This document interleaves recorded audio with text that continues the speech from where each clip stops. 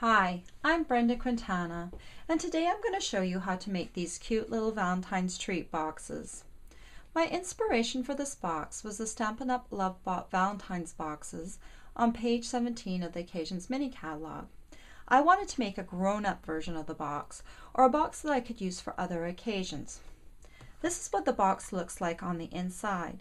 It has a pocket to put a gift or a treat.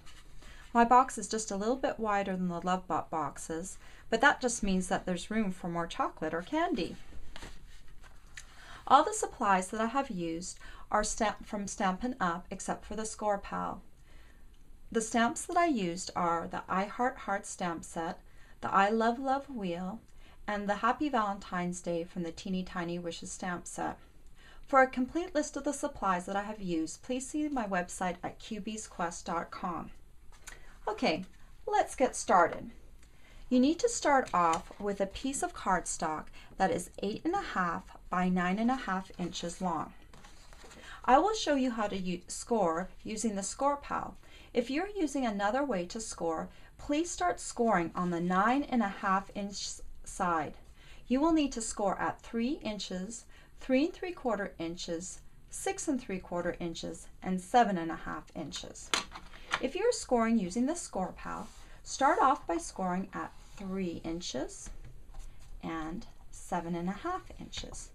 Now there's some measurements that we don't have a groove for, so we're going to just slide our cardstock a little bit over to the 1/4 inch mark.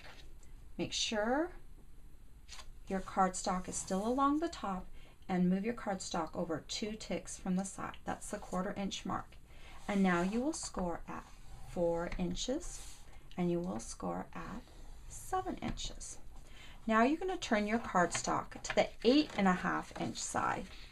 And for those of you not using the Score Pal, you will need to score at 2 inches, 2 3/4 inches, 5 3/4 inches, and 6.5 inches.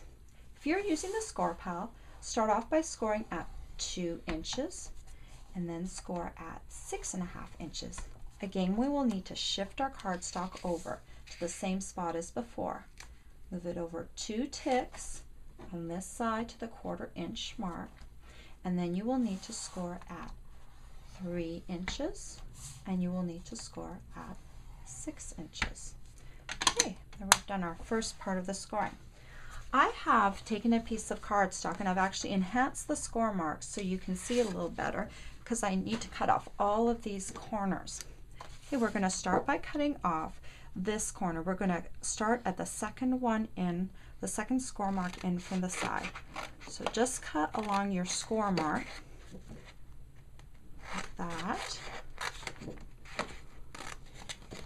Pull that off. We're going to do this for all 4 quarters. The great thing about this treat box is that you can get one box out of one piece of cardstock. And you'll have a little piece of cardstock left over.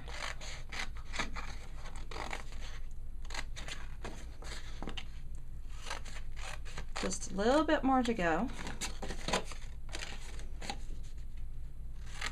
One more corner.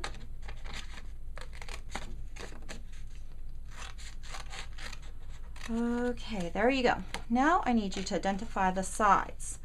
This longer piece, notice how these 3 are all the same size, and this one's a little bit longer. This is the top, this is the bottom, so these 2 will be your sides. We will be working with the sides.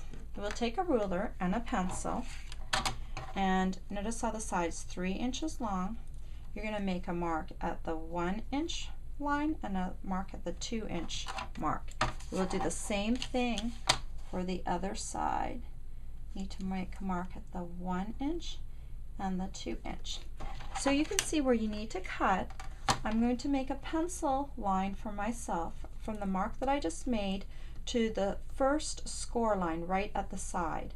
So we're just going to make a little mark. I'm going to hold this up to the camera a little bit so you can see it. And I'm going to do the same on the other side. But I'm going to show you, you can just eyeball it as well. I'm going to cut this one along the line like that. I'm going to cut this one, turn this like this, cut it along the line like that. This one I'm going to eyeball. Here's my tick mark. I'm just going to look towards the first score mark. I'm just going to cut over that way. I'm going to do the same on that side. Oops. All right. Just get rid of these scraps here. Now what you need to do is you need to score 1/2 inch on each of these sides. On my score pal, I'm going to score here at the 1/2 inch mark and at the 8 inch mark. If you're using a regular scoring device, just score in 1/2 inch on either side. This is where we're going to cut along, but we're not going to cut all the way through. We are making the interlocking tab for this box. So on this side, I'm going to cut up along the score mark just a little bit more than halfway. So I'm going to cut up this way. On the other side, I'm going to cut down. I've already cut this one, and I'm going to flip to this side, and I'm going to cut down. Okay, so now you've finished making the box. Now you need to decorate it. If you're going to stamp on it, now's the time to stamp on it because it's flat, or wheel on it. But I'm going to keep it going. I'm not going to decorate this at this point. So I'm just going to show you how it all folds together. So you're going to fold together on all the score lines, except for this last tab that you made. Don't score along there. That's the interlocking tab, and we don't need to fold. Sorry, I should have said fold along there. Okay. Okay, let's have a look again. This is my long side. This is the top of my box. These are my sides, and this is the front part of my box. So I'm going to start off with folding this all the way down. Okay, this is going to allow my tabs to come over here and lock. If you want to, you can put some adhesive right along here, and when I've got these interlocking tabs in place, you can push that up and it will stick together and it will make your box a little firmer. But you don't need to do that. So I'm just going to push that in, and then I'm going to lock my tabs like that. I'm going to push my box back into place, and there you go. Now you have a box that you can decorate. And here is what the box looks like when it's done. You can decorate your box with stamps, with ribbon, and there you go. I hope you enjoyed this tutorial. Bye for now.